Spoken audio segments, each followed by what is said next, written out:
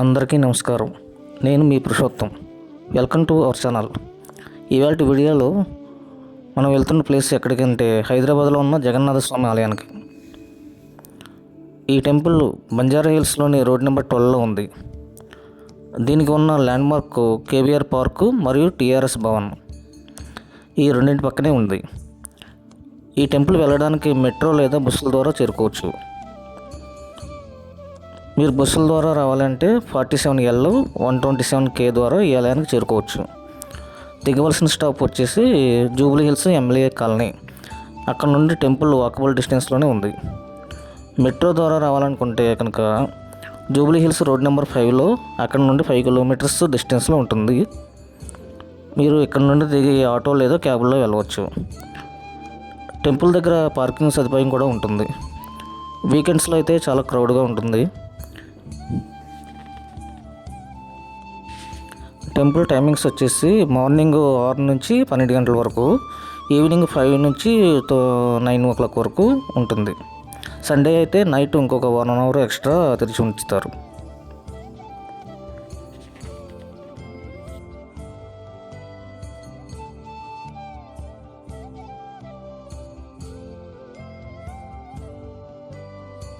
Temple main ఎంట్రన్స్లో మనకు జగన్నాథునికి సంబంధించిన అనేక ఘట్టాలు చూపులను ఆకట్టుకుంటాయి.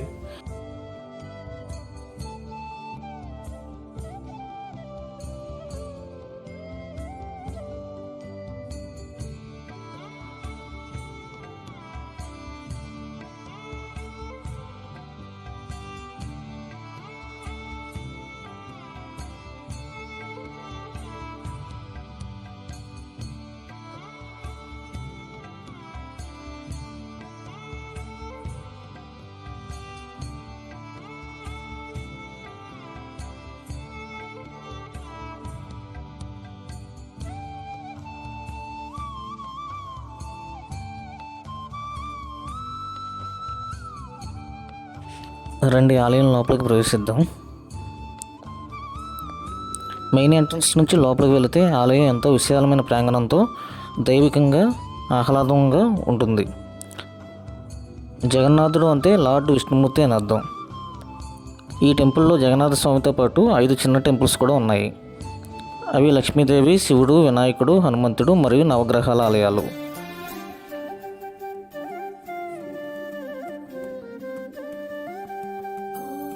ఈ టెంపుల్ రెడ్ కలర్లో ఉండడానికి main reason sand stone use చేయడం. 3000 చదరపు గజాల విస్తీర్ణంలో నిర్మించబడిన దీని నిర్మాణం 2009వ సంవత్సరంలో పూర్తయింది. హైదరాబాద్లోని పూరి జగన్నాథ ఆలయాన్ని నిర్మించడానికి ఒరిస్సా నుండి సుమారు 600 టన్నుల ఇసుకరాయిని తీసుకొచ్చారు. ఈ ఆలయాన్ని అత్యంత సుందరంగా చెక్కారు. ఈ పనిని దాదాపు 60 మంది శిల్పులు చేశారు. గర్భగుడి లోపలి భాగం సాదా ఇటుక గోడతో నిర్మించబడింది. దీన్ని స్తంభాలు మరియు ఇసుకరాయితో చేసిన 3 ప్రవేశ ద్వారాలు వేరు చేస్తాయి. మీరు లోపల ద్వారం గుండా ప్రవేశించగానే విష్ణుమూర్తి యొక్క 9 అవతారాల శిల్పాలను చూడవచ్చు. పూరి ఆలయంలో మాదిరిగానే ప్రధాన దేవతల విగ్రహాలను కూడా ఒరిస్సా నుండి తీసుకొచ్చిన చెక్కతో చెక్కారు. 70 అడుగుల ఎత్తుతో ఆలయ శిఖరం లేదా పైభాగం దీని ప్రధాన ఆకర్షణల్లో ఒకటి. మీరు ఆన్లైన్లో చూసే హైదరాబాద్ జగన్నాథ ఆలయ ఫోటోల్లో చాలా వాటిలో ఇది కనిపిస్తుంది. ఈ ఆలయం సౌందర్యాత్మకంగా రూపొందించిన అంతర్భాగాలను ప్రదర్శిస్తుంది. ఆలయపు లోపలి ద్వారంపై విష్ణుమూర్తి 9 అవతారాల శిల్పాలు చెక్కబడి ఉన్నాయి. ఆలయం వెలుపల గోడలపై కూడా పురుషులు మరియు స్త్రీల శిల్పాలు చెక్కబడి ఉన్నాయి. ఈ శిల్పాలు ఒక విధంగా ఖజురహో ఆలయాల్లోని వాటిని పోలి ఉంటాయి.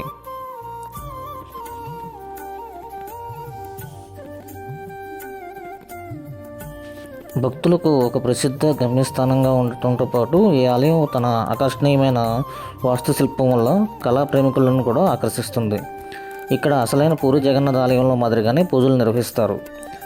అదేవిధంగా హైదరాబాద్ జగన్నాథ ఆలయంలో కూడా వార్షిక రథయాత్రను నిర్వహిస్తారు.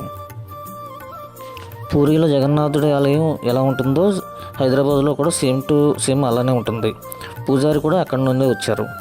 ఇక్కడ పూజా విధానం కానీ ఆచార వ్యవహారాలు కానీ అన్నీ కూడా పూరిలో ఎలా ఉంటాయో ఇక్కడ కూడా అలానే ఉంటాయి. ముఖ్యంగా పూరిలో ఎలాంటి నియమాలు పాటిస్తారో సేమ్ టు సేమ్ అలాంటి నియమాలని ఇక్కడ కూడా పాటిస్తారు. ఇంకా ఈ టెంపుల్ వాళ్ళు స్పెషల్ అకేషన్ అయిన రథయాత్ర, బౌద్ధయాత్ర నిర్వహించడం జరుగుతుంది. ముఖ్యంగా ప్రతి సంవత్సరం జూలై నెలలో నిర్వహించే రథయాత్ర చాలా ఫేమస్. ఈ రథయాత్రకు వేలాది మంది భక్తులు హాజరవుతారు.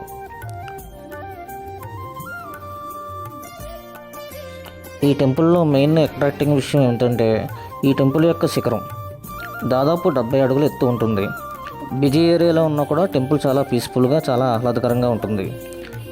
ఈ ఆలయాన్ని చాలా నీట్గా, క్లీన్గా కూడా మెయింటైన్ చేస్తూ ఉంటారు.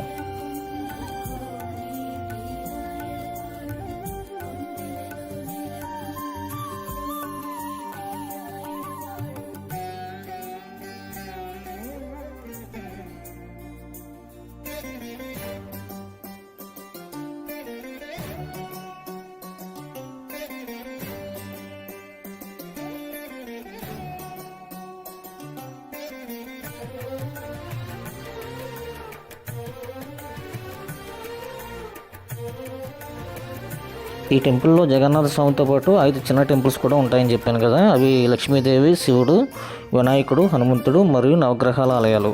ముందుగా ఈ దేవాలయాన్ని దర్శనం చేసుకుందాం.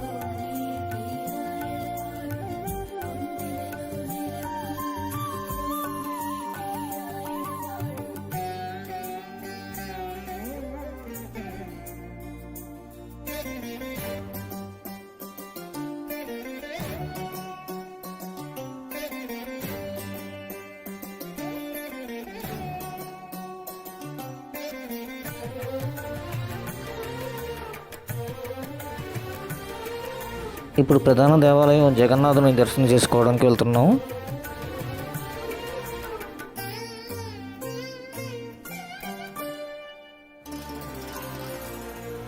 మనం బయట నుంచి చూసినప్పుడు పైన గోపురాలు 3 కనిపిస్తున్నాయి కదా. గోపురాల లోపల ఉన్న సీలింగ్ కానీ, అక్కడ విగ్రహాలు కానీ, ఆర్కిటెక్ట్ కానీ చాలా బాగుంటుంది. ఇక్కడ పైన ఉన్న సీలింగ్ పైన బొమ్మలు అంటే మహాభారతం, భాగవతంలోని ప్రధాన అంశాలను బొమ్మలుగా చెక్కారు. శ్రీకృష్ణుని జీవితంలో జరిగిన ముఖ్యమైన అంశాలను, దశావతారాలు ఇవన్నీ కూడా ఇక్కడ అందమైన బొమ్మల రూపంలో ఉంచారు. మనకు గర్భగుడిలో కుడివైపున కనిపించేది శ్రీకృష్ణుడు, మధ్యలో సుభద్రాదేవి, లెఫ్ట్లో కనిపించేది బలరాముడు.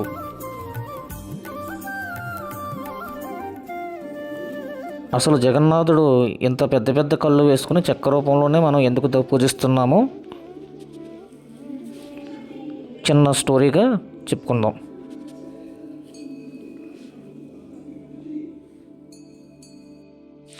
ఈ జగన్నాథుడు గిరిజనుల దేవుడు, నీలమాధవుడు అనే పేరుతో పూజలు అందుకుంటున్నాడని స్థల పురాణం.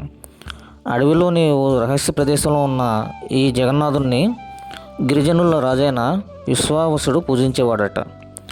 విషయం తెలుసుకున్న ఇంద్రజిమ్ముడు అనే మహారాజు ఆ రహస్యాన్ని కనిపెట్టడానికి విద్యాపతి అనే బ్రాహ్మణ యువకుణ్ణి అడవికి పంపుతాడు. విశ్వావసుడి కూతురైన లలితను విద్యాపతి ప్రేమించి పెళ్ళాడుతాడు. ఈ జగన్నాథుని విగ్రహాన్ని చూపించమని పదే పదే ప్రాధాయపడుతున్న అల్లుడి విన్నపాన్ని కాదనలేక ఆ సౌరరాజు అతని కళ్ళకు కంతలు కట్టి గుడి దగ్గరకు తీసుకువెళ్తాడు. విద్యాపతి ఆ దారి తెలుసుకునేందుకు తెలివిగా తాను వెళ్ళే దారిలో దారి పొడవునా ఆవాలు జారవిరుస్తాడు. కొన్నాళ్ళకు అవి మొలకెత్తి దారి స్పష్టంగా తెలుస్తుంది. దాంతో వెంటనే అతను ఇంద్రజిమ్న మహారాజుకు కబురు పెడతాడు. రాజు అడవికి చేరుకోగానే అక్కడ ఆ విగ్రహాలు మాయమవుతాయి. దీంతో ఇంద్రజిమ్నుడు నిరాశతో నిరాహార దీక్ష మొదలుపెట్టి అశ్వమేధ యాగం చేస్తాడు. నీలాచలం మీద ఓ ఆలయాన్ని నిర్మించి నరసింహస్వామి విగ్రహాన్ని ప్రతిష్ఠిస్తాడు. ఒకనాడు ఆయన అక్కడే నిద్రిస్తుండగా జగన్నాథుడు కలలో కనిపించి సముద్ర తీరంలో చాకీ నది ముఖద్వారానికి వేప కొయ్యలు కొట్టుకొస్తాయని వాటితో విగ్రహాలు చేయించమని ఆదేశిస్తాడు. కొయ్యలైతే కొట్టుకొచ్చాయి, కానీ విగ్రహాన్ని నిర్మించడానికి ఎవరూ ముందుకు రాలేదు. ఏం చేయాలని రాజు ఆలోచిస్తూ ఉన్న సమయంలో దేవశిల్పి విశ్వకర్మ వికలాంగుడి రూపంలో వస్తాడు. తాను ఒక్కడనే రహస్యంగా ఓ గదిలో విగ్రహాలకు రూపకల్పన చేస్తానని, ఆ సమయంలో పచ్చి మంచినీళ్ళు కూడా ముట్టుకోనని, ఆ 21 రోజులు అటువైపు ఎవరూ రాకూడదని, తన పనికి ఆటంకం కలగకూడదని షరతులు విధిస్తాడు. రాజు అంగీకరిస్తాడు. రోజులు గడుస్తున్నా గదిలోంచి ఎలాంటి శబ్దమూ రాదు. దీంతో రాణి గుండీచాదేవి తొందర పెట్టడంతో గడువు పూర్తి కాకుండానే రాజు తలుపులు తెరిపిస్తాడు. ఆ గదిలో శిల్పి కనిపించడు. చేతులు కాళ్ళు లేని సగం చెక్కిన విగ్రహాలు మాత్రమే దర్శనమిస్తాయి. పశ్చాత్తాపంతో రాజు బ్రహ్మదేవుణ్ణి ప్రార్థిస్తాడు. చతుర్ముఖుడు ప్రత్యక్షమై ఇక మీదట అదే రూపంలో విగ్రహాలు పూజలు అందుకుంటాయని చెప్తాడు. తానే స్వయంగా వాటికి ప్రాణప్రతిష్ఠ చేస్తాడు. అందుకే పూరి ఆలయంలో విగ్రహాలకు అభయహస్తం, వరదహస్తం కనిపించవు. ఈ జగత్ మొత్తాన్ని చూడటానికి అన్నట్లు ఈ జగన్నాథ స్వామికి పెద్ద పెద్ద కళ్ళు ఉంటాయి. ఇదన్నమాట కథ. ఇకపోతే సంవత్సరానికి ఒకసారి జ్యేష్ఠమాస కృష్ణ చతుర్దశి నాడు అర్ధరాత్రి బ్రహ్మ పదార్థం మార్పిడి ఉంటుంది. ఇది అత్యంత రహస్యంగా జరుగుతుంది. అంటే పాత విగ్రహాల నుండి బ్రహ్మ పదార్థాలను తీసి కొత్త విగ్రహాలను మారుస్తారు. దీన్ని బ్రహ్మ పదార్థ మార్పిడి అంటారు. అప్పుడు కొత్త విగ్రహాలకు ప్రాణప్రతిష్ఠ జరుగుతుంది, ప్రాణం వస్తుంది. ఇది సంవత్సరానికి ఒకసారి మాత్రమే జరుగుతుంది.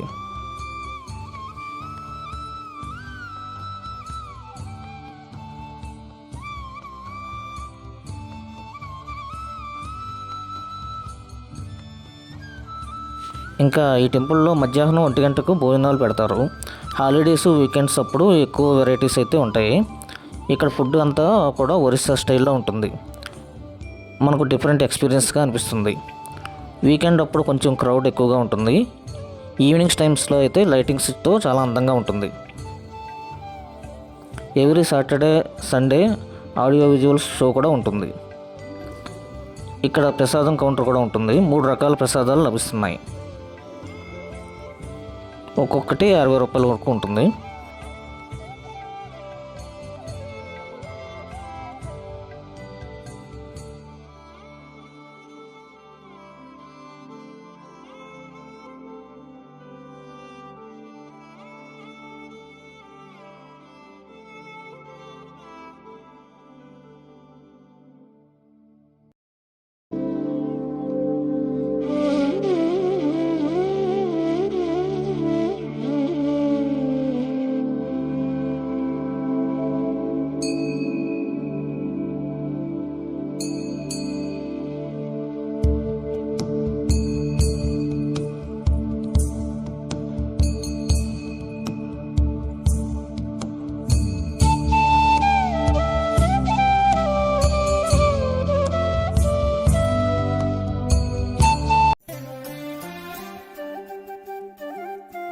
ఇక్కడ జగన్నాథునితో పాటు 5 చిన్న ఆలయాలు కూడా ఉన్నాయి.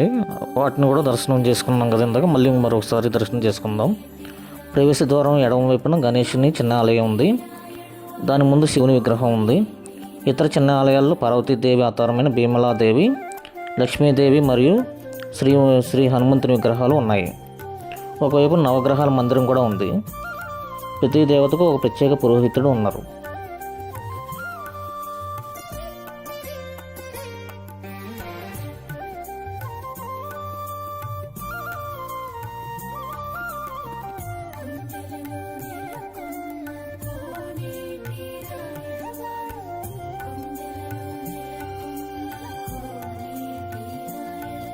అన్ని దేవాలయాలను మరోసారి దర్శనం చేసుకుందాం.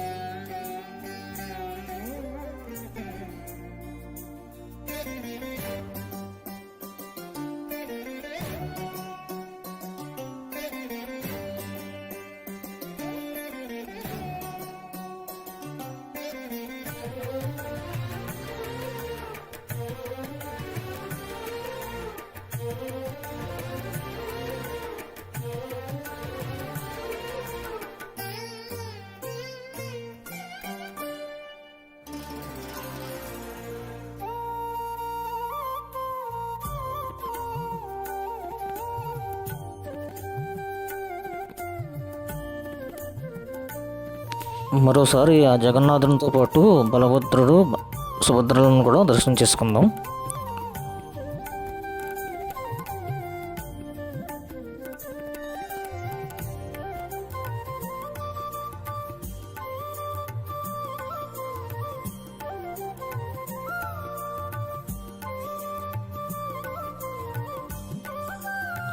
మరోసారి దర్శనం చేసుకోండి.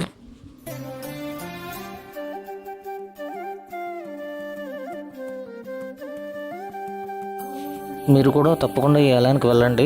మనం పూరి అంత దూరం వెళ్ళలేకపోయినా అదే ఆలయం హైదరాబాద్లో ఉండడం మనం చేసుకున్న అదృష్టం. ఆ జగన్నాథుడి కరుణా కృపా కటాక్షాలు మన అందరిపైన ఉండాలని మనస్ఫూర్తిగా కోరుకుంటున్నాను. ఈ వీడియో మీకు నచ్చినట్లయితే please like, share, subscribe to my channel. మరో సరికొత్త వీడియోతో మళ్ళీ కలుస్తాను. నేను మీ పురుషోత్తం. Thanks for watching.